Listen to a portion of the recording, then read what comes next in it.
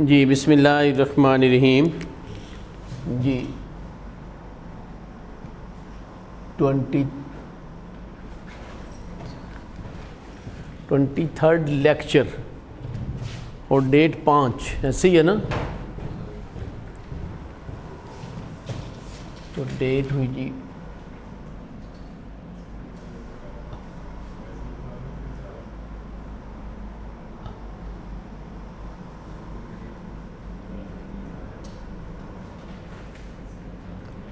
PRC3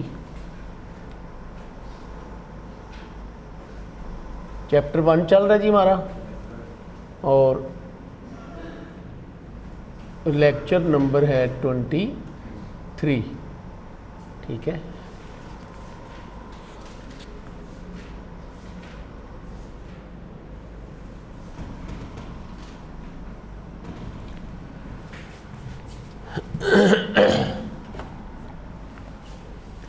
جی تو economic system کا topic ہم نے شروع کیا تھا.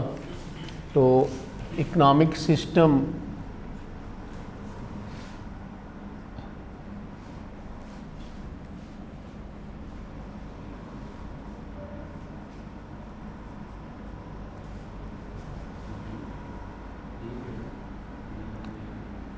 کل ہم نے ڈیفینیشن کر لی اکنامک سسٹم کی, فنکشن بھی اس کا دیکھ لیا, ایسے ہی ہے نا. اکنامک سسٹم ہمارے سلیبس میں کل بھی ڈسکس کیا تھا, 4 طرح کے ہیں. 3 ہم سائڈ بائی سائڈ پڑھیں گے, جس میں ایک کا نام فری مارکیٹ یا مارکیٹ اکانومی یا کیپٹلزم ہے. دوسرے کا نام planned economy, command economy, controlled economy یا سوشلزم ہے. اور تیسرے کا نام مکسڈ اکانومی ہے. یہ 3 اکنامک سسٹم ہم اکٹھے اسٹڈی کریں گے. اور چوتھا economic system Islamic economic system جو ہے وہ ہم علیحدہ سے اسٹڈی کریں گے. تو تینوں economic system side by side میں یہاں پہ اسٹڈی کرنے لگا ہوں. Number 1 definition. فری مارکیٹ کی ڈیفینیشن یہ ہے کہ free market is an economic system in which all economic decisions are taken by the producers, by the consumers یا owners of factors of production. تو اس ڈیفینیشن میں آپ نے دیکھا کہ گورنمنٹ نام کی کوئی چیز نہیں ہے. یعنی ادھر سارے ڈیسیژن آپ اور میں کریں گے, ایز اے کنزیومر کریں گے, ایز اے پروڈیوسر کریں گے, as an owner of factor of production. Factor of production آپ نے پڑھ لی ہوئی ہیں. لینڈ کا اونر لینڈ لارڈ ہے, وہ کرے گا. لیبر کا اونر لیبر خود ہے, وہ کرے گی. کیپیٹل کا اونر جو ہے وہ کیپیٹلسٹ ہے, وہ کرے گا. اور انٹرپرینور, یہ سارے ڈیسیژن ہم اپنے خود کرتے ہیں. تو ادھر گورنمنٹ نام کی کوئی چیز نہیں ہے. یعنی یہ سارے ڈیسیژن پرائیویٹ سیکٹر کرتا ہے. اب ہم اس کی ڈیفینیشن اگر دیکھتے ہیں تو planned economy is a system in which all the economic decisions are taken by the government یا central planning commission constituted by the government, یا وہ ڈکٹیٹر کرتا ہے جو کہ اس کو چلا رہا ہوتا ہے.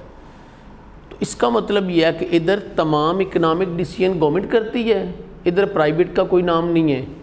ادھر تمام اکنامک ڈیسیژن پرائیویٹ سیکٹر کرتا ہے, ادھر گورنمنٹ کا نام نہیں ہے. تو بالکل ایک دوسرے کے اپوزٹ ہو گئی ہے. اب مکسڈ اکانومی کی اگر ہم ڈیفینیشن کرتے ہیں تو mixed economy is an economic system in which both public and private sector کو ایگزسٹ. یہ مکسچر ہے. So it is the blend of the planned economy and free market economy, دونوں کا مکسچر ہے یہ. اچھا پریکٹیکل لائف میں اگر ہم دیکھیں تو کیا دنیا میں کوئی ایسی اکانومی ہے کہ جس میں گورنمنٹ ہو ہی نہ, گورنمنٹ کوئی ڈیسیژن نہ کرتی ہو؟ ایسی کوئی اکانومی نہیں ہے نا. دنیا میں اس وقت تقریباً 200 کے قریب جو ہے وہ چھوٹے بڑے ملک ہیں اور جزیرے ملا کے. تو کوئی ایسا تو ملک نہیں ہے کہ جس میں گورنمنٹ ہی نہ ہو, ڈیسیژن بھی نہ کرتی ہو, ایسا کوئی نہیں ہے نا. اس کا مطلب یہ ہے کہ پیور فارم میں یہ کہیں بھی نہیں ہے۔ اگر ہم اس کی بات کریں، کوئی ایسا بھی ملک ہے کہ جہاں پہ آپ اور میں پرائیویٹ لوگ کوئی ڈیسیژن کرتے ہی نہ ہوں، سارے ڈیسیژن صرف گورنمنٹ ہی کرتی ہو، ایسا بھی کوئی ملک نہیں ہے۔ ایکسٹریم فارم میں یہ دونوں اکنامک سسٹم جو ہے وہ نہیں ہیں، ہم تھیوریٹیکلی پڑھتے ہیں، انفیکٹ پریکٹیکل لائف میں مکسڈ اکانومی ہی ہے، ٹھیک ہے۔ پر پھر بھی کچھ لوگ اپنے آپ کو فری مارکیٹ کے چیمپئن کہتے ہیں، جیسے امریکہ ہے، جیسے ویسٹرن یورپین کنٹریز ہیں، جیسے سنگاپور ہے، جیسے جاپان ہے۔ کچھ کنٹری اپنے آپ کو پلینڈ اکانومی کے چیمپئن کہتے ہیں، جیسے کہ former USSR، Union of Soviet Socialist Republic, اور اس کا ایسٹرن یورپین کنٹریز کا وارسا پیکٹ کا جو بلاک تھا وہ، اور اسی طرح آج بھی ایسٹرن یورپین کنٹریز کچھ اور کچھ حد تک جو ہے وہ چائنا تھوڑا سا اپنے آپ کو کہتا ہے، لیکن نہ ہونے کے برابر ویسے ہوا فری مارکیٹ اکانومی ہے، اور نارتھ کوریا وہ بالکل پیور وہ کہتا ہے کہ جی ہم پلینڈ اکانومی ہیں، اور اسی طرح سے کیوبا وغیرہ ہیں۔ تو ابھی بھی کچھ ملک ہیں، گو اب USSR کے ختم ہونے سے یہ جو پلینڈ اکانومی کا بلاک تھا وہ تقریباً ختم ہو گیا ہوا ہے۔ تو اس کا مطلب یہ ہے کہ جس ملک میں یہ زیادہ پلینڈ اکانومی ہے، یہ ہم زیرو سے اگر شروع کریں، ایکسٹریم فارم میں ادھر اگر ہم دیکھیں تو یونائٹڈ اسٹیٹس آف امریکہ، یہ سب سے زیادہ ریسورسز جو ہے وہ پرائیویٹ سیکٹر میں USA میں ہے، تو یہ لیڈ کر رہا ہے فری مارکیٹ کو، یعنی جس میں پروپورشن پرائیویٹ سیکٹر کا زیادہ ہوگا وہ اپنے آپ کو فری مارکیٹ کہتا ہے۔ اور اس کے بعد پھر اگر ہم دیکھیں تو ویسٹرن یورپین کنٹریز ہے، سنگاپور ہے، جاپان وغیرہ ہے۔ ادھر اگر ہم دیکھیں پلینڈ کی طرف تو یہ پلینڈ ہے، پلینڈ اکانومی، اور یہ فری مارکیٹ۔ تو ادھر اگر ہم دیکھیں تو ایکسٹریم فارم میں جو کنٹری ہے وہ ہے نارتھ کوریا، ٹھیک ہے۔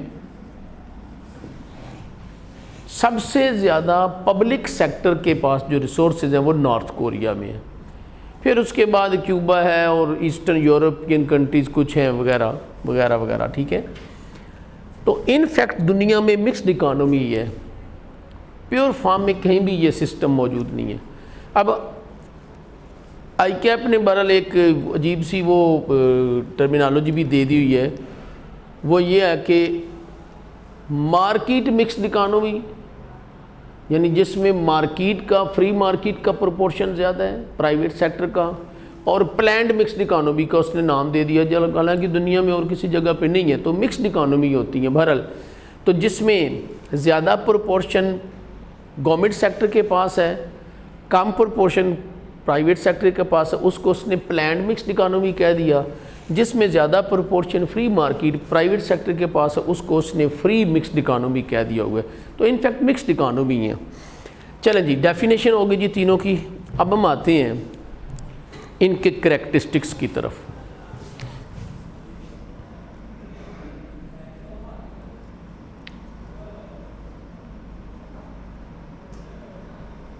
کریکٹرسٹکس ہم ان تینوں کے کریکٹرسٹکس بھی اکٹھے پڑھتے چلے جائیں گے۔ جیسے فری مارکیٹ کا ایک کریکٹرسٹک جو ہے وہ ہے، چلیں جنرل سے کریکٹرسٹکس پڑھتے ہیں۔ Ownership of resources, ownership of resources. Number 2،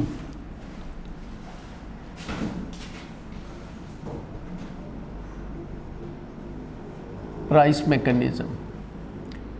number 3،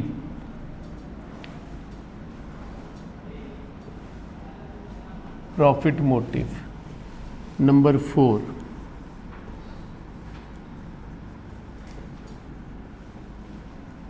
consumer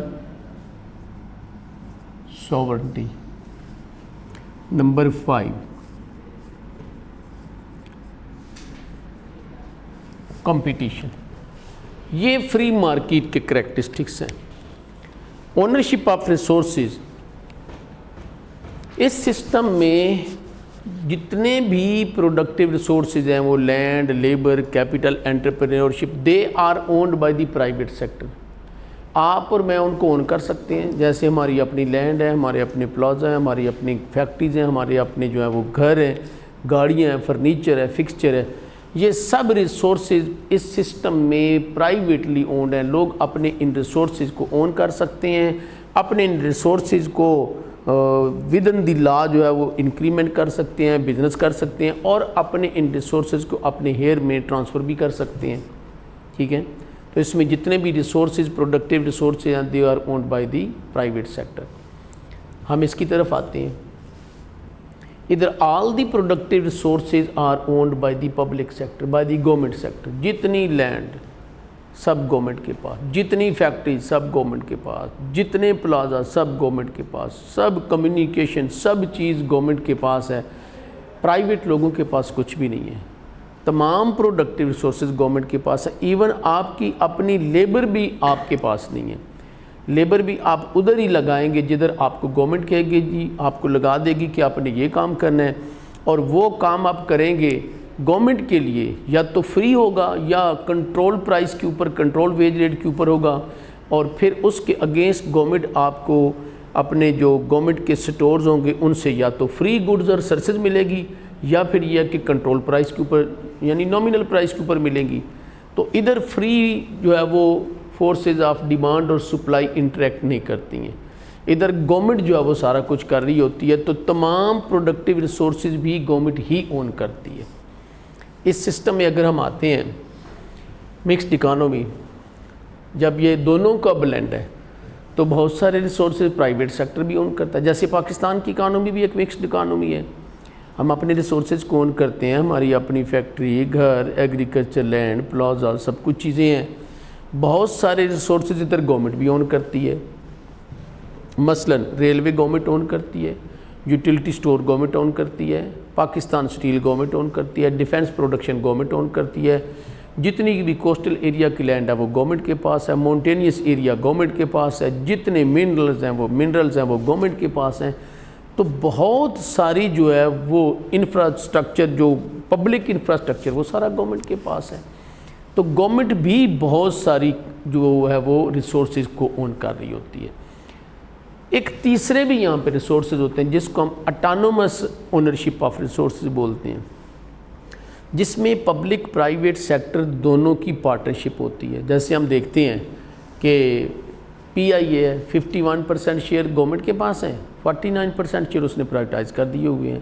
P T C L ہے، 75% شیئر جو ہے وہ پرائیویٹائز کر دیے گورنمنٹ نے، 25% ابھی بھی گورنمنٹ کے پاس ہیں. جی نمبر 2 پرائس میکنزم.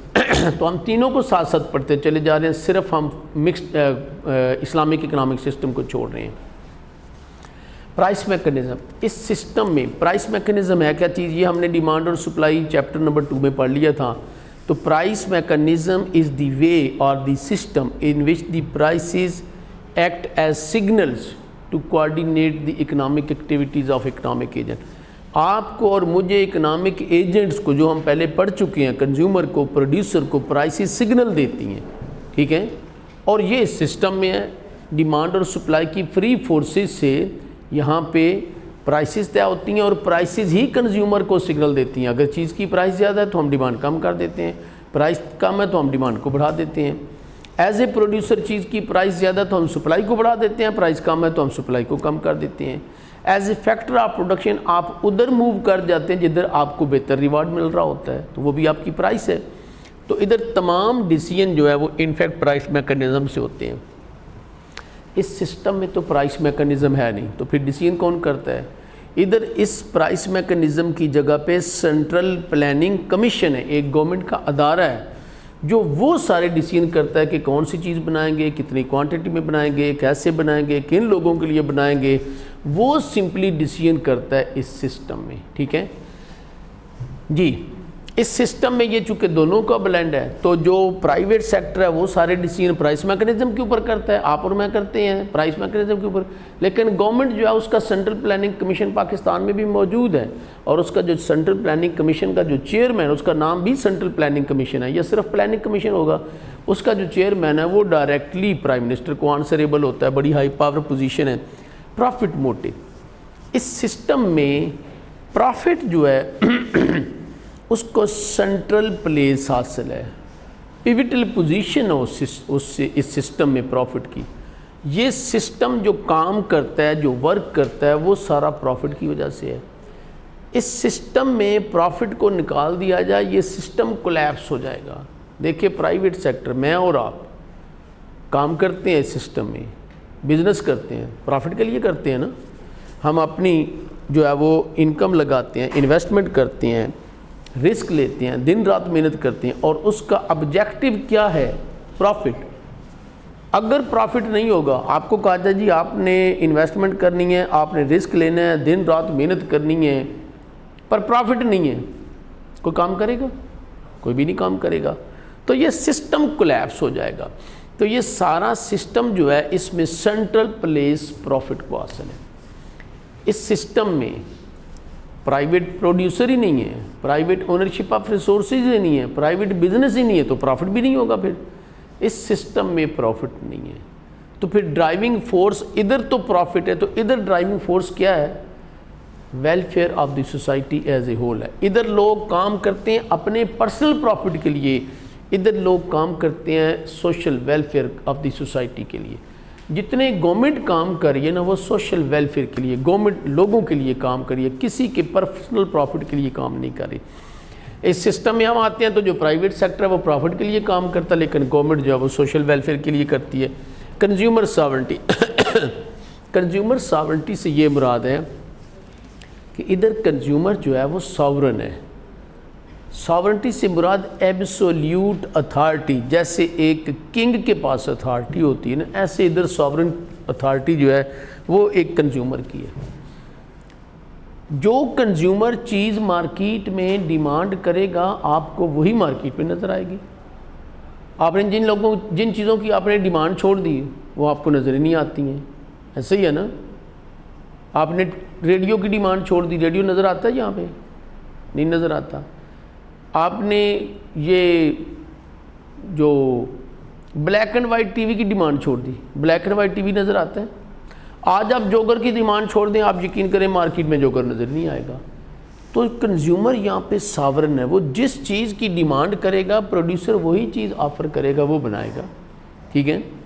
اس سسٹم کو اگر ہم دیکھیں تو کنزیومر کی کوئی ساورنٹی نہیں ہے، یہ ایک ڈل قسم کا سسٹم ہے۔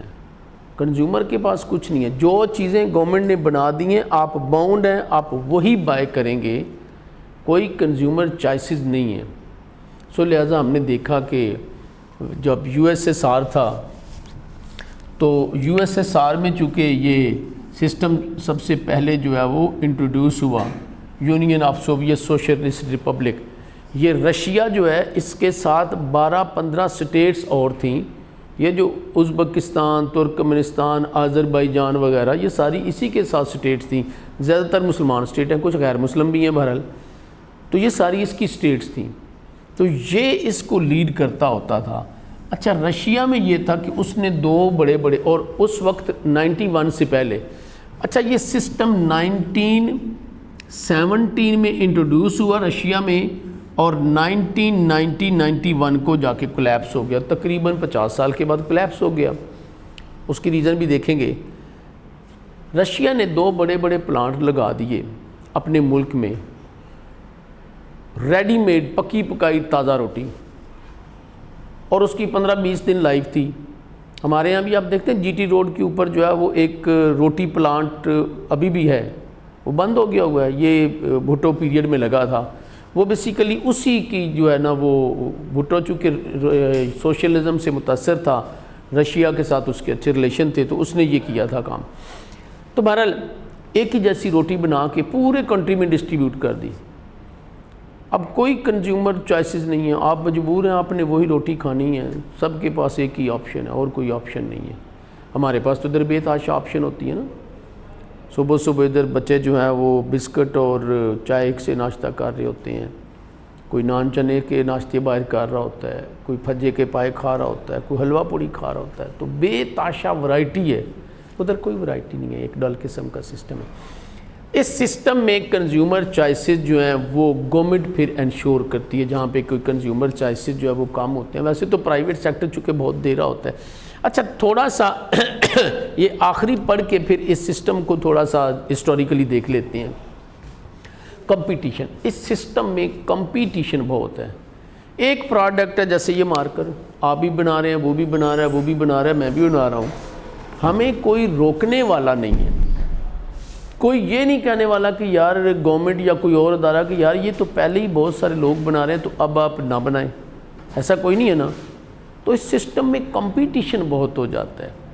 تو جب کمپٹیشن ہوگا تو پرائسز گر جاتی ہیں، کوالٹی آف گڈ اور سروس بڑھ جاتی ہے، کنزیومر چوائسز بڑھ جاتی ہیں. تو یہ کنزیومر کے لیے بینیفیشل ہوتا ہے کمپٹیشن. اس سسٹم میں اگر آئیں تو ادھر کوئی کمپٹیشن نہیں ہے. ادھر صرف ایک پروڈیوسر ہے. وہ کون ہے؟ گورنمنٹ.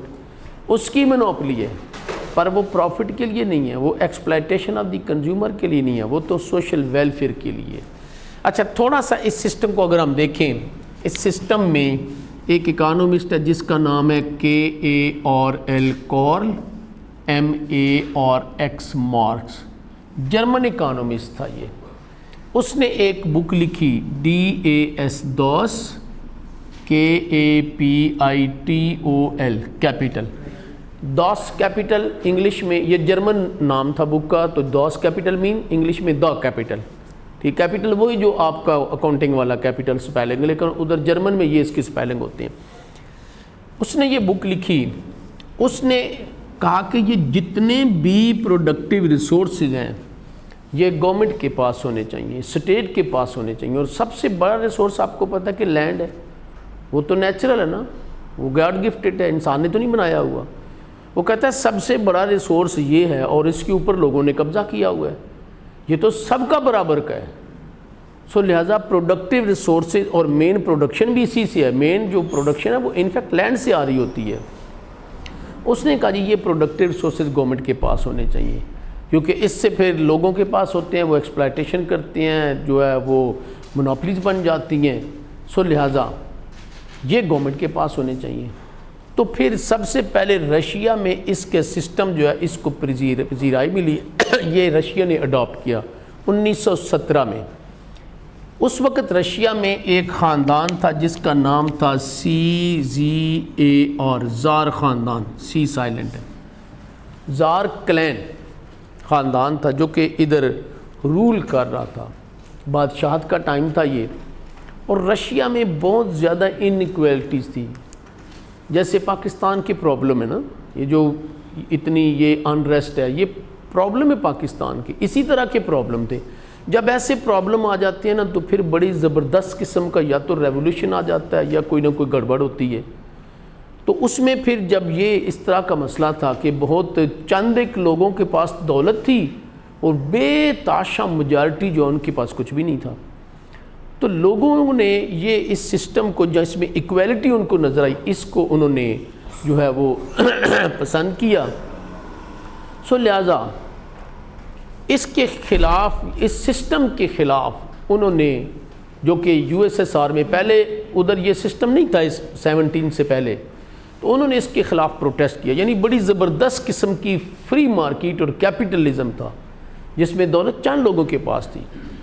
عام لوگ جو غریب تھے، جو حاری تھے، جو مزارع تھے، اور اسی طرح سے جو لیبر تھی، ان کے پاس تو کھانے کے لیے روٹی نہیں ہوتی تھی 2 ٹائم کی. انہوں نے اس طرح کے انقلاب برپا کیا کہ یہ جتنے بھی فیوڈل لارڈز تھے سب کو سلین کر دیا گیا. گردنیں اڑا دی گئی سب کی. اور یہ جو زار خاندان تھا، اگر آپ فوٹو دیکھیں میڈیا کے اوپر، اس میں گوگل کے اوپر آپ سرچ کریں تو ان کو بھی اکٹھا کر کے ان کے محل میں ساروں کا فوٹو شوٹ کر کے سب کو اڑا دیا گیا. دودھ پیتا بچہ بھی نہیں چھوڑا گیا. تو لہٰذا اس کے بعد پھر یہ سسٹم وہاں پہ ایڈاپٹ ہوا. اور سب سے جو پہلا تھا وہ تھا اس میں لینن، LENIN. اب سپیلنگ شاید ٹھیک نہیں ہوں گے. لینن اس کا نام تھا جو اس کا پہلا پریزیڈنٹ بنا پھر USSR کا. لینن کا شکوہ اللہ کے حضور، علامہ اقبال نے وہ ایک نظم بھی اس کے اوپر لکھی ہے نا کہ تو قادر و عادل ہے مگر تیرے جہاں میں ہے تلخ بہت بندہ مزدور کے اوقات. ساری نظم مجھے یاد نہیں ہے ہے دل کے لیے موت، یہ مشینوں کا نا نظام ہے، دل کے لیے موت مشینوں کی حکومت، احساس مروت کو کچل دیتے ہیں آلات. باقی شعر مجھے یاد نہیں ہے، دو مجھے یاد ہے اس نظم کے. تو اس نے پھر یہ کیا کہ اس نے پھر یہ حکومت سنبھالی. تو یوں یو ایس ایس آر جو ہے وہ اس طرح سے یہ یہاں سے شروع ہوا اس انیکویلٹیز کی وجہ سے. پاکستان میں بھی یہی ہے حالات، اور جہاں بھی ایسے پرابلم ہوتے ہیں نا تو یا تو انیکویلٹیز ہوتی ہیں یا کوئی ایسے، یا ہو سکتا ہے کہ کسی جگہ پہ کوئی ریلیجس بھی ایسی چیزیں آتی ہیں. ریلیجن بھی جب کوئی انتہا ہو جاتی ہے تو پھر ایسے حالات پیدا ہو جاتے ہیں. مثلاً ریلیجس بیس کے اوپر اگر ہم دیکھتے ہیں تو ایران میں ایک انقلاب آیا، اس کی بھی اس طرح کی ریزن تھی. ایران میں انقلاب جب آیا تو انتہا تھی فحاشی کی اور عریانی کی نا، یعنی ادھر جو غسل خانوں میں یا یہ جو سیلون وغیرہ ان میں عورتیں مردوں کو نہلا رہی تھیں، یہ حالات تھے. تو ادھر پھر انقلاب آیا. تو جہاں پہ اس طرح کے مسائل آتے ہیں نہ کوئی انقلاب. اور اس وقت ادھر پاکستان میں یہ انیکویلٹیز ہیں اور بے تحاشا انیکویلٹیز ہیں. تو اب دیکھیں یہ کدھر جاتی ہیں. لیکن بہرحال یہ قوم انقلاب والی نہیں ہے. ویسے جن لوگوں نے انقلاب آیا نا وہ اور قومیں تھیں. اگر آپ کہیں جی ترکی کو انقلاب لے کے آئے تو میں مان جاؤں گا. آپ کہیں جی ایران انقلاب لے کے آئے میں مان جاؤں گا. یورپین قوم کوئی بھی کہے آپ کہیں انقلاب لے آئے میں مان جاؤں گا. اس قوم کا میں نہیں مانتا ہوں. اس کو پری ہسٹورک ہسٹری میں آپ چلے جائیں نا، آریہ کے آنے سے پہلے یہاں پہ کوئی مہد نام کی قوم جو ہے وہ آباد تھی. ٹھیک ہے، آپ ان سے لے کے، اور یہ جو ہے نا وہ بیفور کرائسٹ کئی ہزار سال پہلے کی بات ہے. آریہ بھی بہت بعد میں آئے نا، وہ بھی پھر بھی وہ بھی میرا خیال ہے کوئی 2000 سال بیفور کرائسٹ آئے. آپ کوئی بھی دیکھیں اس قوم اس خطے میں جو بھی آیا نا بس وہ بکری بن گیا. پتہ نہیں کیا اس خطے کی کیا کمال ہے. یعنی اس کو آپ اس کو دیکھیں، اور یہ ببل ہیں، صرف ببل. آپ دیکھیں ببل بنتے ہیں ادھر ہی بیٹھ جاتے ہیں. بالکل شارٹ ٹرم، لانگ ٹرم کوئی اسٹریٹجی نہیں ہے. میں اس قوم کو نا ایک ہرڈ بولتا ہوں. انڈیا ہو یہ دونوں ایک ہی بات ہے. بنگلہ دیش یہ ہرڈ ہے، یہ بھیڑوں کا ریوڑ ہے. کچھ بھی نہیں ہوتا ہے یہاں پہ. ادھر جو بھی قوم آئی، یعنی سب سے پہلے تو آریہ آئے اور وہ مغربی دروں سے آئے. ٹھیک ہے، پٹھان وغیرہ ان علاقوں سے آئے. انہوں نے ان سب لوگوں کو جو پہلے کے لوگ موجود تھے ان کو غلام بنایا، شودر بنا لیا. یہ شودر وہی ہیں بیسیکلی جو پرانے ہیں. پھر جب آریہ آئے تو وہ کچھ سٹرونگ رہے یہاں پہ، اور اس کے بعد پھر ہم دیکھتے ہیں کہ سب سے پہلے آنے والوں میں آریہ کے بعد جو ہے وہ سکندر اعظم آیا. اس نے کہاں سے وہ نکلا، یورپ سے، ایتھن سے، یونان سے، اور اس نے ساری آدھی دنیا اس وقت کی جو آباد دنیا تھی تقریباً فتح کر لی. ایران کو بھی اس نے مارا، اس کو بھی اس نے فتح کیا. اور ادھر بھی راجہ پورس کو اس نے، یہ دریائے چراب کے کنارے، اس کو شکست دی اس نے. ٹھیک ہے، کوئی روکنے والا نہیں تھا اس کو. اور یہ تو اتنا بڑا خطہ تھا، کوئی چھوٹا سا نہیں تھا، کوئی روکنے والا نہیں تھا اس کو. پھر اگر آپ دیکھیں تو اس کے بعد پھر جو ہے وہ ہم آتے ہیں تو عرب آئے. اور عرب جو ہے وہ 17 سال کا لڑکا محمد بن قاسم، اس نے آ کے فتح کیا چند لوگوں کے ساتھ. تھوڑے سے لوگ تھے اس کے ساتھ کو بہت، اور یہ تو بہت بڑا ایریا تھا، بہت بڑا خطہ تھا پورا. پھر اس کے بعد اگر ہم دیکھتے ہیں تو پے در پے جو ہے وہ ہم نے دیکھا کہ حملے کیے ہیں انہوں نے، اور کہاں سومنات تک جو ہے وہ گئے ہیں، کوئی روکنے والا نہیں تھا. پٹھانوں نے، غزنوی، غوری، پھر پٹھانوں نے، پھر منگولوں نے، ترکوں نے، کوئی قوم ایسی نہیں ہے. اس کے بعد اگر ہم آئیں، زیادہ ڈیٹیل میں نہیں جاتے ہیں، تو پھر آپ آ جاتے ہیں تو یورپین کنٹریز نے یہاں کا رخ کر لیا. یہاں پہ ڈچ آئے، یہاں پہ جو ہے وہ انگریز آئے، یہاں پہ اور بھی ایک دو قومیں آئیں. تو یہ سب قومیں جو ہیں اسی طرح سے پرتگیز آئے، یہ سب قومیں آئیں. انہوں نے ان کو ساروں ہی مارا. کسی نے کوئی احتجاج کیا، کوئی کھڑا ہوا یہاں پہ؟ کوئی بھی نہیں نا. سب نے آ کے مارا نا ان کو، اور تھوڑے تھوڑے لوگ تھے، آنے والے کتنے تھے بھائی؟ کیا پورا جو ہے وہ انگلینڈ آیا یہاں پہ؟ نہیں، چند لوگ آئے، لیکن یہ لوگ کچھ بکے، کچھ جو ہے وہ لائل نہیں تھے۔ اس مٹی میں لائلٹی نہیں ہے، پتہ نہیں کیا وجہ ہے، اس میں لائلٹی نہیں ہے۔ بہرحال باقی ملکوں میں، باقی جگہوں پہ لائلٹی، اس مٹی میں لائلٹی نہیں ہے۔ آپ دیکھیں گے، یقین کریں کہ بڑے اختلافات، بڑی نعرے مارتے ہیں نا، ذرا سا کوئی ڈنڈے کے ساتھ آ جائے نا، سارے کان پکڑ کے بیٹھ جاتے ہیں، نہ کوئی سٹینڈ لینے والا، نہ کوئی لائلٹی۔ یہ جب ابھی پی ٹی آئی کا معاملہ ہوا نا، تو میں نے کہا یار کچھ بھی نہیں ہونا، اب دیکھ لینا۔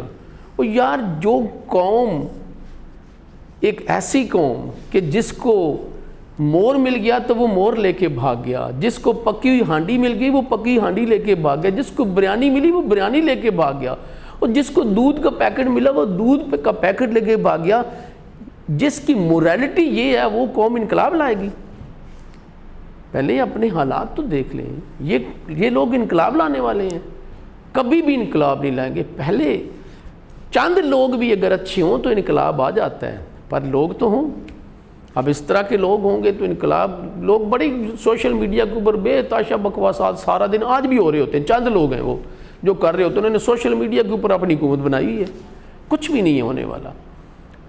اس طرح کے لوگ جو ہو نا، دیکھیں چند لوگ تھے، نبی صلی اللہ علیہ وسلم کا جو انقلاب تھا چند لوگ تھے نا، یعنی تقریباً سارے جو اس میں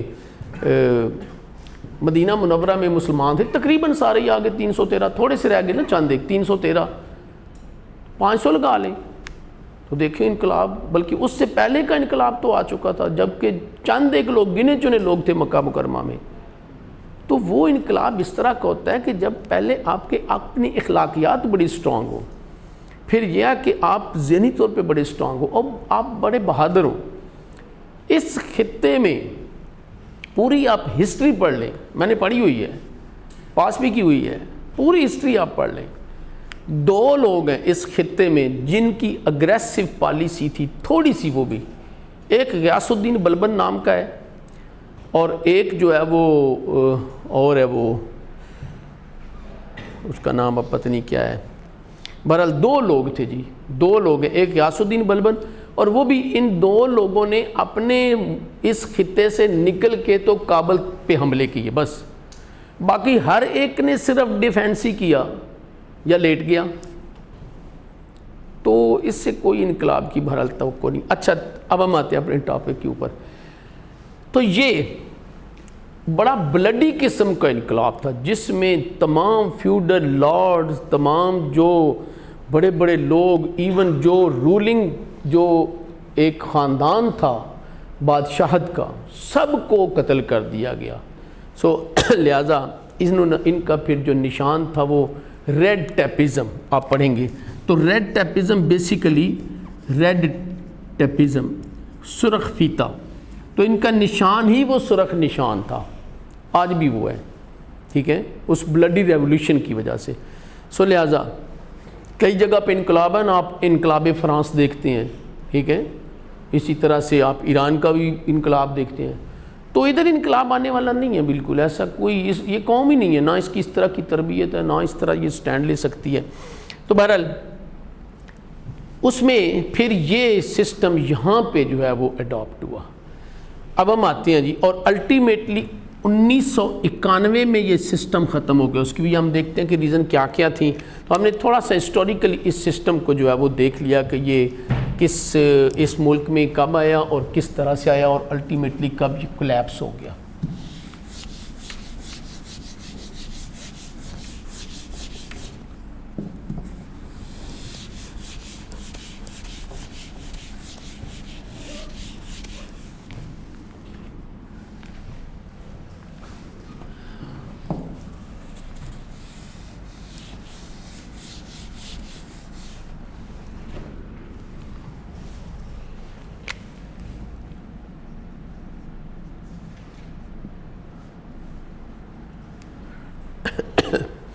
جی میرٹس، اب اس سسٹم کے جو میرٹ ہوں گے وہ اس سسٹم کے ڈی میرٹ ہوں گے، بالکل ایک دوسرے کے اپوزٹ ہے نا۔ جیسے number 1،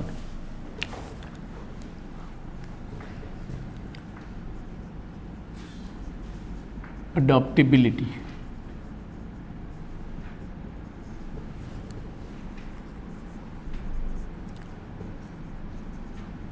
automatic working,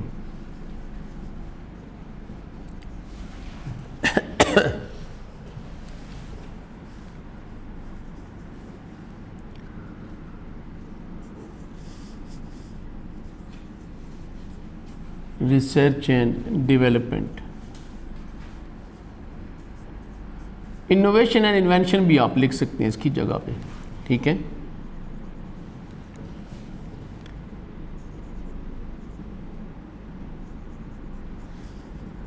incentive to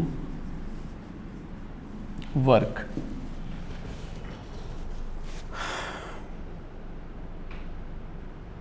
کوئی اور ہیڈنگ رہ تو نہیں گئی ہے؟ کنزیومر چوائسز بھی چلیں لکھ لیتے ہیں.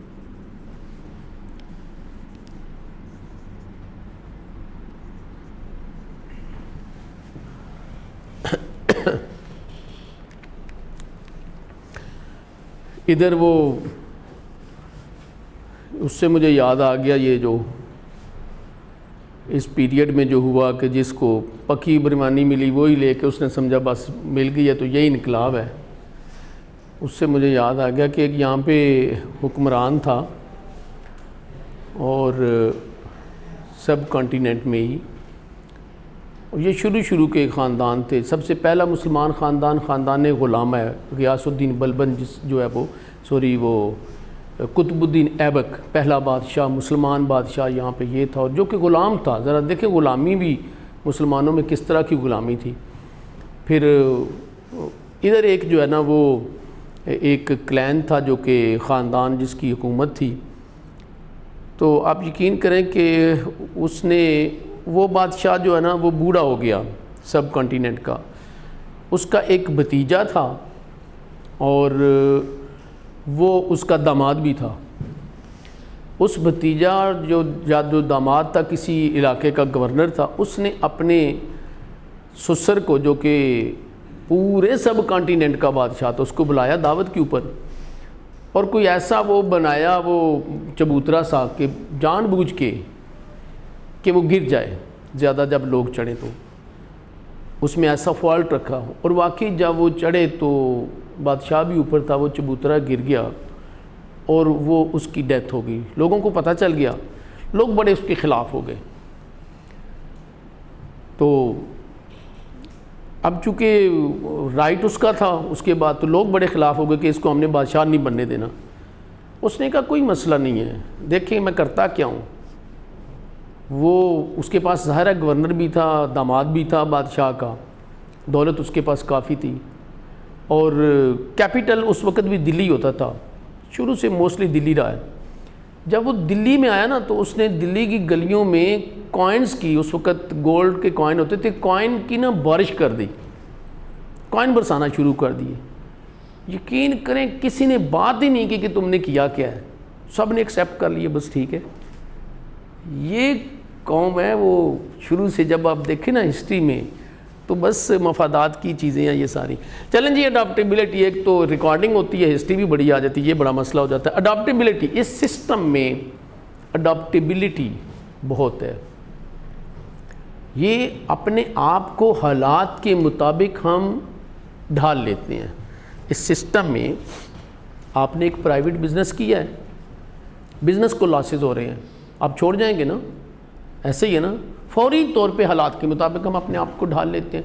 دیکھیں سی این جی اسٹیشن میں لاسز ہیں، سب لوگ چھوڑ رہے ہیں، جب پروفٹ تھا تو سب نے آنا شروع کر دیا. ایسے ہی ہوا نا. اس سسٹم میں لیک آف اڈاپٹیبلٹی، یہ اس کے اپوزٹ ہوگا، یہ اس کا ایڈوانٹیج، اس کا ڈس ایڈوانٹیج. اس میں اڈاپٹیبلٹی نہیں ہے. اس میں تو یہ سسٹم جو ہے وہ بیوروکریٹک سسٹم ہے، بیوروکریسی چلاتی ہے، ریسورسز گورنمنٹ کے پاس ہیں، کسی کو کیا ٹینشن ہے. کراچی سٹیل مل بند ہے تو پڑی رہے بند، پی آئی اے لاس میں جا رہا ہے تو جاتا رہے، کراچی یہ جو پاکستان ریلوے لاس میں جاتا ہے تو جاتا رہے. ہر سال گورنمنٹ بلینز آف روپیز ان کو بیل آؤٹ پیکیج دیتی ہے، لاسز میں جاتے ہیں. کیا پرائیویٹ سیکٹر کوئی ایسا اگر ہوتا تو وہ لاس میں جاتا اور برداشت کر لیتا؟ اتنا کبھی بھی نہ برداشت کرتا. اس سسٹم میں آٹومیٹک ورکنگ ہے، یہ خود بخود ورک کرتا ہے، کسی ایکسٹرنل فورس کی ضرورت نہیں ہے، اس کو پرائسز سگنل دیتی ہیں، جبکہ یہ ایک اتھارٹیٹیو قسم کا سسٹم ہے، گورنمنٹ چلاتی ہے، ایک اتھارٹی ہے جو کہ وہ چلاتی ہے اس کو، یہ خود نہیں چلتا۔ اس سسٹم میں اگر ہم دیکھتے ہیں تو ریسرچ اور ڈیولپمنٹ، انوویشن اور انوینشن بہت زیادہ ہے۔ اگر آپ کوئی انوینشن کی آپ بک دیکھیں تو زیادہ تر ایجادات آپ کو کدھر کی نظر آتی ہیں؟ امریکہ اور یورپ کی ہیں نا۔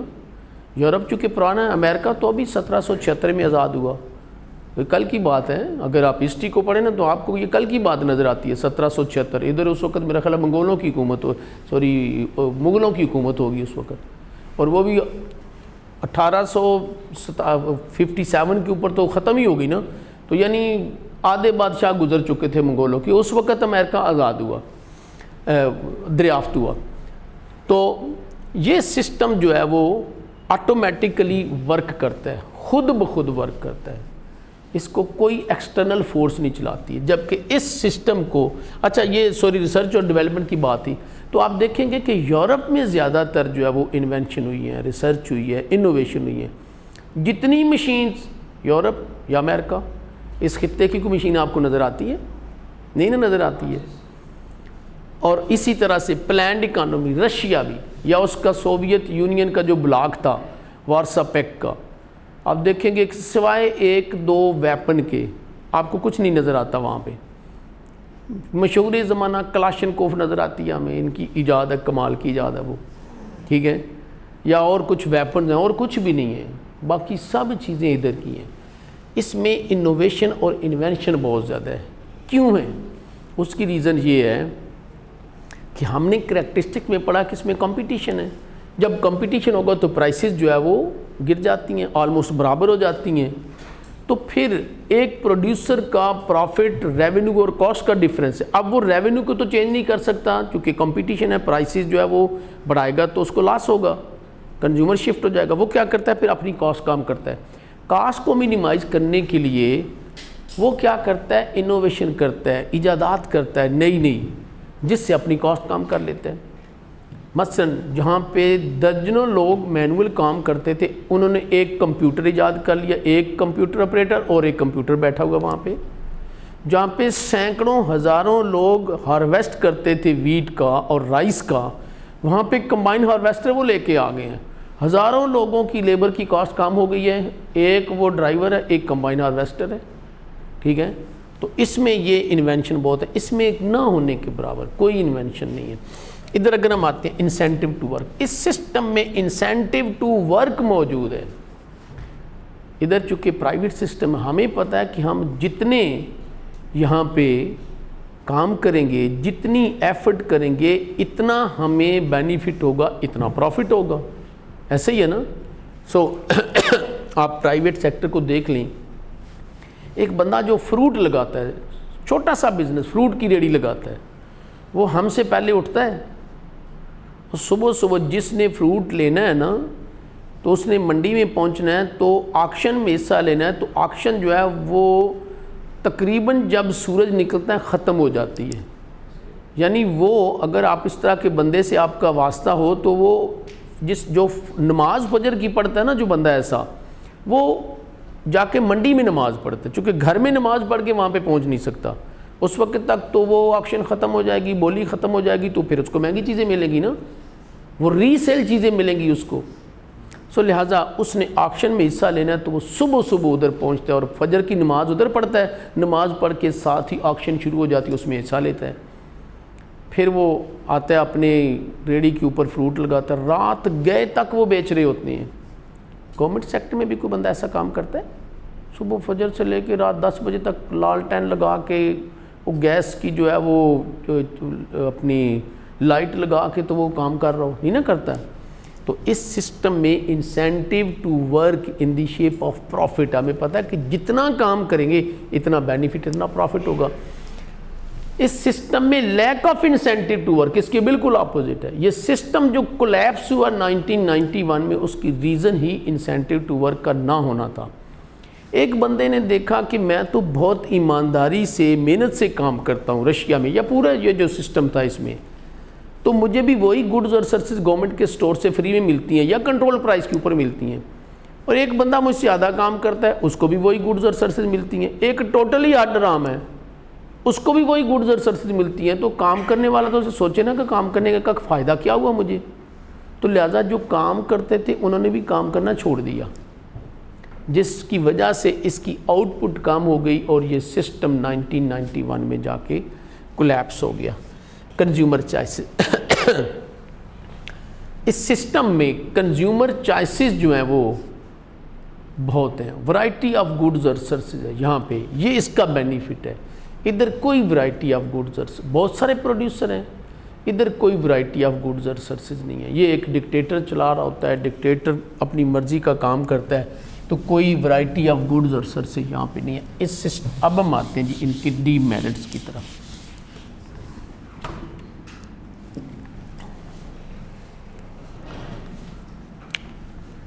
ڈی میرٹس مین ڈس ایڈوانٹیجز۔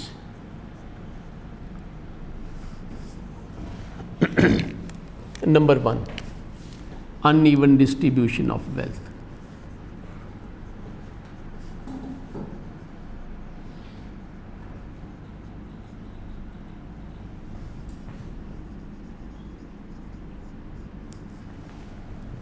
نمبر 2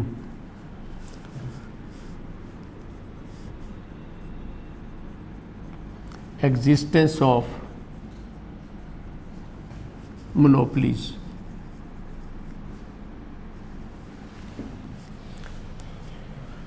ہاں مجھے وہ نام یاد آ گیا اس ڈائناسٹی کا، خلجی ڈائناسٹی تھی وہ، تو جلال الدین خلجی تھا جو کہ ادھر کا سب کانٹیننٹ کا وہ ایمپرر تھا، اور اس کا بھتیجا تھا غیاث الدین خلجی، تو وہ جو ابھی وہ حادثہ آپ کو سنایا ہے نا، تو یہ سب کانٹیننٹ جو ہے نا اس کی بس خمیر میں یہ چیزیں موجود ہیں شاید، ایگزسٹنس آف مونوپلیز اور پھر exploitation of labour.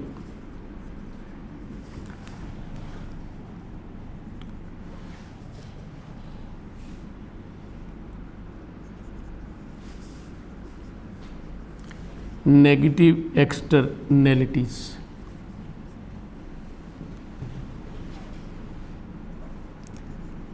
Leak of merit and public goods.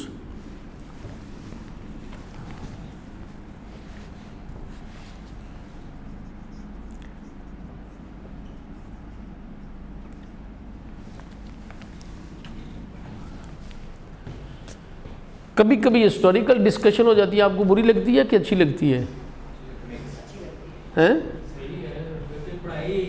پڑھائی ہے نا، ہے ویسے پڑھائی۔ چلیں تو ان ایون ڈسٹریبیوشن، لیکن یہ ہے کہ ہر بندے کا اپنا اپنا شوق ہوتا ہے نا۔ میرا پیشن تھا ہسٹری، حالانکہ میں نے کبھی ایز اے سبجیکٹ نہیں پڑھا، میں نے تو وہی B com F S C B com اور ماسٹر یہ ہے نا، لیکن یہ ہے کہ میرا پیشن تھا، تو ہسٹری میں نے ساری دنیا کی تقریباً پڑھی ہے، اور اس میں نے ایک دفعہ ایک ایگزام دیا تو اس میں 300 نمبر کی ہسٹری رکھ لی، 200 نمبر کی انڈین، 100 نمبر کی میکسیمم اتنی رکھی جا سکتی تھی، 100 نمبر کی امریکن ہسٹری رکھ لی، تو میرا چونکہ شوق تھا تو میں نے بہرحال بہت ساری پڑھی ہوئی ہے۔ Uneven distribution of wealth, اس سسٹم میں distribution of wealth unequal ہو جاتی ہے، ان ایون ہو جاتی ہے۔ یہ سسٹم میں ان بلٹ ہے، جب تک یہ دنیا میں سسٹم رہے گا نا distribution of wealth in even رہے گی۔ کیوں؟ کہ پرائیویٹ اونرشپ آف پراپرٹی موجود ہے۔ اب دیکھیں ایک بندہ جس کے پاس ہزاروں ایکڑ لینڈ ہے، اس کے بیٹے کے پاس وہ ٹرانسفر ہو جائے گی نا، اس کے بیٹے کو محنت کرنے کی بالکل کوئی ضرورت نہیں ہے، کوئی پڑھنے کی ضرورت نہیں ہے، سی اے کی ضرورت نہیں ہے۔ اسی وجہ سے آپ دیکھتے ہیں کہ اس کلاس میں جو مار کھانے والی کلاس ہے نا، سی اے آئی سی ایم اے، ادھر انڈسٹریلسٹ بچے نہیں آتے ہیں، نہیں نہ آتے ہیں، سی اے نہیں کرتے ہیں۔ ادھر سی اے کرنے والا بچہ وہ ہے جو کہ کینچی چپل پہن کے آتا ہے اور آرڈنری سی اور middle class, lower middle class کا بچہ ہے، لیکن وہ محنت کر کے تو بڑا اوپر چلا جاتا ہے، محنت کر کے۔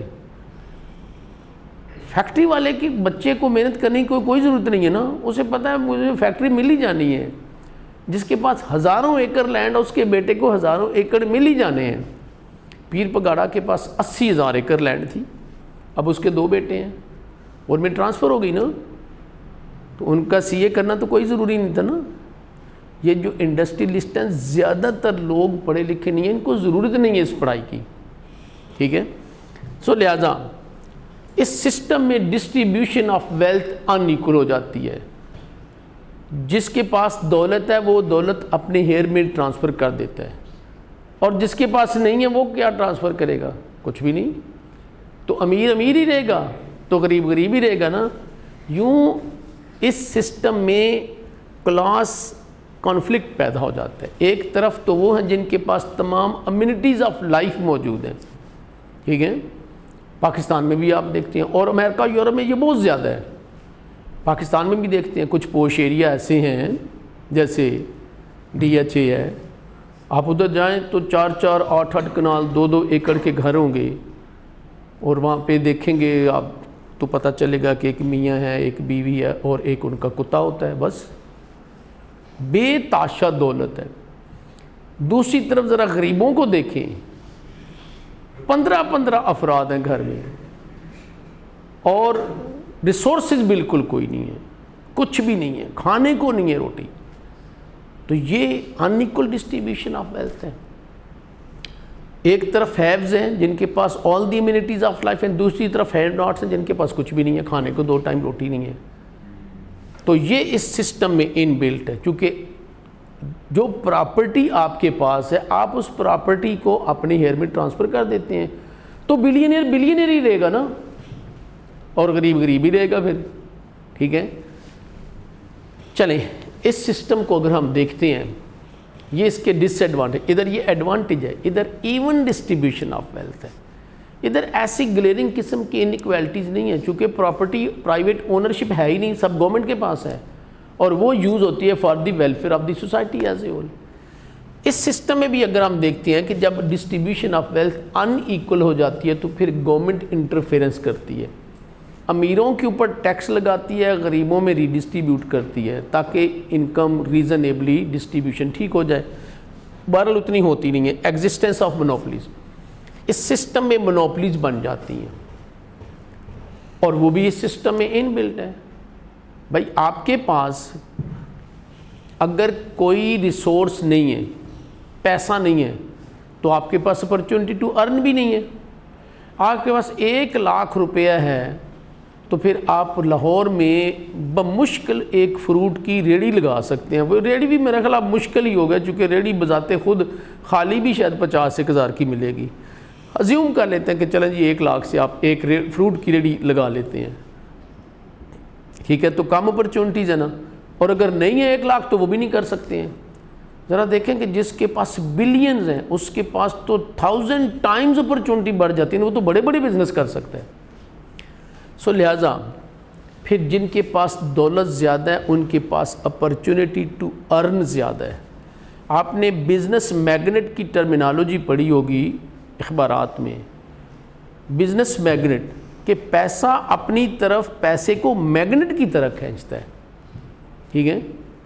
سو لہٰذا بڑی بڑی پھر وہ مونوپلیز بن جاتی ہیں، وہ بزنس امپائر بن جاتی ہیں جو کہ ایکسپلائٹیشن کرتی ہیں، کنزیومر کی ہائر پرائس چارج کرتی ہیں۔ آج اگر آپ دیکھیں تو جتنی بڑی بڑی مونوپلیز ہیں امریکہ، یورپ، جاپان کی ہیں، نیسلے کو دیکھ لیں، جانسن اینڈ جانسن کو دیکھ لیں، یونیلیور کو دیکھ لیں، ٹویوٹا کو دیکھ لیں، جنرل موٹر دیکھ لیں، ہونڈا کو دیکھ لیں، یہ سب بڑی بڑی مونوپلیز انہی ملکوں کی ہیں جو کہ فری مارکیٹ کے چیمپئن ہیں۔ اس سسٹم میں کوئی مونوپلی نہیں ہے، اور اگر مونوپلی ہے تو وہ گورنمنٹ کی ہے، پر وہ پروفٹ کے لیے نہیں ہے، وہ ایکسپلائٹیشن کے لیے نہیں ہے، ٹھیک ہے۔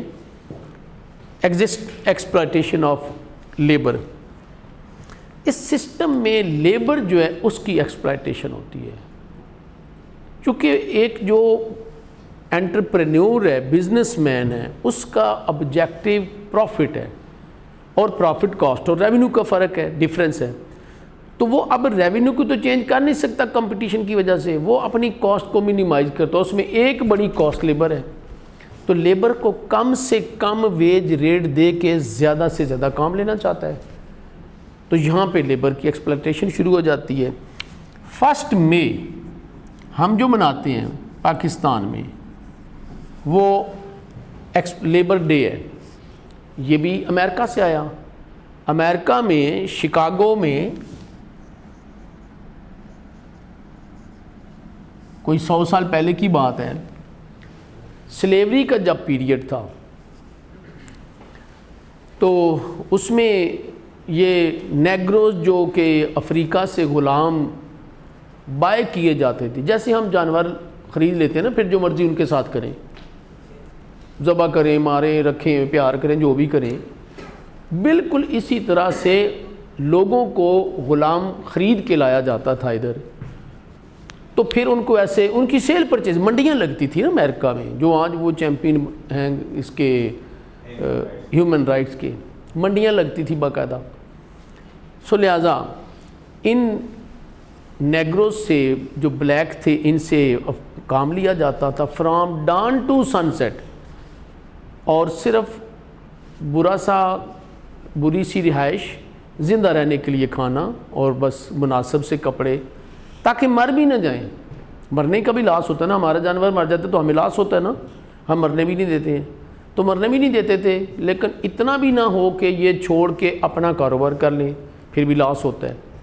ٹھیک ہے, یہی سوچ فرعون کی بھی سوچ تھی. ہمارے فیوڈل لارڈز اور گاؤں کے چودھری اور اوپر جو اشرافی ہے اس کی بھی یہی سوچ ہے. انفیکٹ اس کی بھی یہی سوچ ہے, وہ بھی اس غریب عوام کے ساتھ یہی کر رہے ہیں. اور یہ تو اب ایسی ہے کہ بے تاشا لوگ چھوڑ کے ہی پاکستان جا رہے ہیں جو یوتھ ہے. تو اپروچ یہی ہے, فرعون کی بھی یہی اپروچ تھی. اس نے بھی یہی کیا نا کہ یہ تو قرآن کا واقعہ باقاعدہ کہ اس کو کسی جوتشی نے کہا کہ یا تیری سلطنت میں ایک ایسا بچہ پیدا ہوگا بنی اسرائیل میں سے کہ جو تیری سلطنت جو ہے اس کو الٹا دے گا. اس نے کہا اچھا, جتنے بنی اسرائیل کے بچے پیدا ہوتے ہیں نا سب کو قتل کر دیا جائے.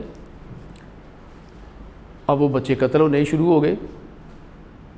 اس کے پاس پھر کچھ سالوں کے بعد اب نئے بچے بنی اسرائیل کے آ نہیں رہے ہیں جو جن سے وہ کام لیتے تھے, اور پرانے بوڑھے ہو رہے ہیں. اس کے اپنے لوگ آئے, اس کے اپنا قبیلہ, اس کو قبطی قبیلہ بولتے ہیں, اس کا تھا. اس نے کہا جی یہ تو پرانے تو بنی اسرائیل کے جو ہے وہ تو بوڑھے ہو گئے ہیں, نئے بچے جو ہیں وہ ہم قتل کر رہے ہیں, تو ہمارے کام کون کرے گا؟ تو کام رکنے شروع ہو گئے ہیں. اس نے کہا اچھا پھر ایسا کریں کہ 1 سال میل بچے کو زندہ رکھا جائے اور اگلے سال جتنے میل بچے ہوں ان بنی اسرائیل میں ان کو قتل کر دیا جائے. تو جو زندہ رکھنے کا سال تھا نا اس میں پیدا ہو گئے حضرت ہارون علیہ السلام, اور جو قتل کرنے کا سال تھا اس میں پیدا ہو گئی حضرت موسیٰ علیہ السلام, دونوں بھائی, اور دونوں ہی اللہ نے پھر زندہ رکھے. تو یہ وہ فرعونی سوچ ہے کہ کام بھی نہ رکیں تاکہ. تو یہی سوچ ادھر بھی تھی, پاکستان میں بھی انفیکٹ یہی سوچ چل رہی ہے. آپ اپنے فیوڈل لارڈز کو دیکھ لیں, یہی سوچ ہے. گاؤں میں چودھری کو دیکھ لیں, نمبردار کو دیکھ لیں, یہی اس کی سوچ ہے. اوپر بھی نمبردار بیٹھے ہوئے ہیں اشرافیہ, اس کی بھی یہی سوچ ہے. یہ بڑے پرابلم ہے پاکستان میں انفارچونیٹلی. تو اس ایکسپلائٹیشن آف لیبر کی وجہ سے لیبر نے پروٹیسٹ کیا شکاگو میں, تو پولیس نے گولی چلائی, 2 لیبرر مارے گئے. یہ 1 مئی کا دن تھا جس کی وجہ سے ہم یہ لیبر ڈے مناتے ہیں. ادھر کوئی ایکسپلائٹیشن آف لیبر نہیں ہے, ادھر پروٹیکشن آف لیبر ہے. کیوں کہ یہ تو بنائی لیبر کی وجہ سے گیا تھا. لیبر نے ہی پروٹیسٹ کیا, اسی نے یہ انقلاب لے کے آئے. لیبر, ہاری, مظاہرے, یہ تو انہی کے لیے تھا. ادھر پروٹیکشن آف لیبر ہے. ادھر اگر لیبر کی ایکسپلائٹیشن ہوتی ہے تو اس کے لیے ہم نے لاز بنائے ہوئے ہیں مکسڈ اکانومی میں, جیسے کمپنی جیسے فیکٹری ایکٹ ہے, ورکمین کمپنسیشن ایکٹ ہے, منیمم ویج ریٹ ہے, لیبر لاز ہیں. نیگیٹو ایکسٹرنلٹی, یہ چیزیں ہم چونکہ ساری پڑھ چکے ہیں تو ہم صرف اس حد تک ایکسپلین کرنے جا رہے ہیں. نیکسٹ ایکسٹرنلٹی آپ کو پتہ ہے کیا چیز ہوتی ہے؟ پتہ ہے نا کہ نہیں پڑھا؟ ایکسٹرنلٹی ہم نے میرٹ گڈ پڑھے, ہم نے ڈی میرٹ گڈ پڑھی, پڑھ لی نا کہ نہیں پڑھی؟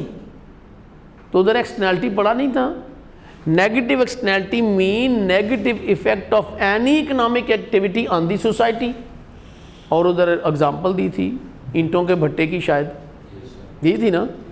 تو اس میں نیگیٹو ایکسٹرنلٹی زیادہ پروڈیوس ہوتی, چونکہ ایک پروڈیوسر کا آبجیکٹو پرافٹ ہے, جتنا مرضی دھواں نکلے اس کی فیکٹری سے، جتنی مرضی پولوشن ہو، سموگ وہ پیدا ہو، لوگ بیمار ہو جائیں، سانس نہ آئے ان کو، اس کو اس سے کوئی غرض نہیں ہے، اس کو اپنے پروفٹ سے غرض کو بٹا چلنا چاہیے، اس کو پروفٹ ہونا چاہیے۔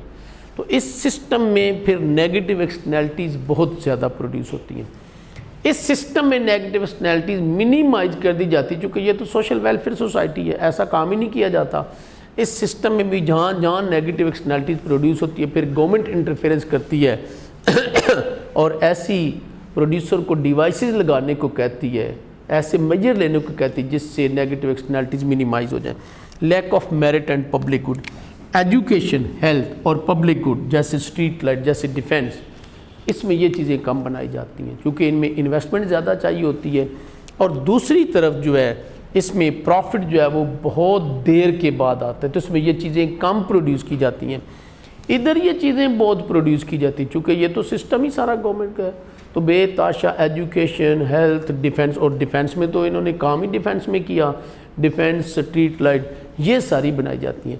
اس سسٹم میں جہاں جہاں پہ پرائیویٹ سیکٹر یہ چیزیں کم پروڈیوس کرتا ہے، جیسے ایجوکیشن، تو پرائیویٹ سیکٹر کے بہت سارے ایجوکیشن کے ہیں لیکن گورنمنٹ بھی ہیں، جہاں پہ وہ پرائیویٹ سیکٹر لیک کرتا ہے وہاں پہ گورنمنٹ جو ہے وہ اس ڈیفیسٹ کو پورا کرتی ہے۔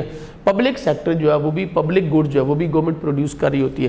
چلیں جی، تو تینوں اکنامک سسٹم جو ہے ان کو ہم نے آلموسٹ کمپلیٹ کر لیا ہوا ہے، میرٹ ڈی میرٹ ہم نے کر لیے ہوئے ہیں، اور اس کے بعد ہم تھوڑا سا اس کے اوپر اور ڈیٹیل ہوگی، اور مائکرو میکرو اکنامکس، اور ساتھ ساتھ جو ہے وہ ہم نے پڑھنا ہے جی اسلامک اکنامک سسٹم۔ تو میرا خیال ہے کل انشاءاللہ ہم اس کو چیپٹر کو کمپلیٹ کر دیں گے۔ ٹھیک ہو گیا جی، اللہ حافظ۔